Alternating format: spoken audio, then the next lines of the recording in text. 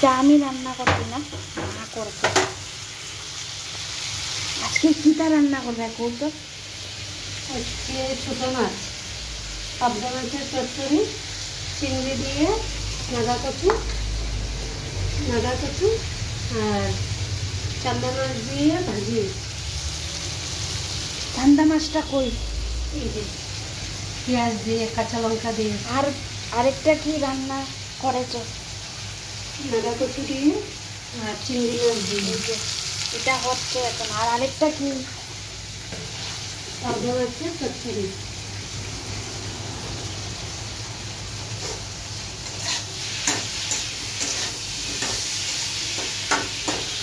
এটা হচ্ছে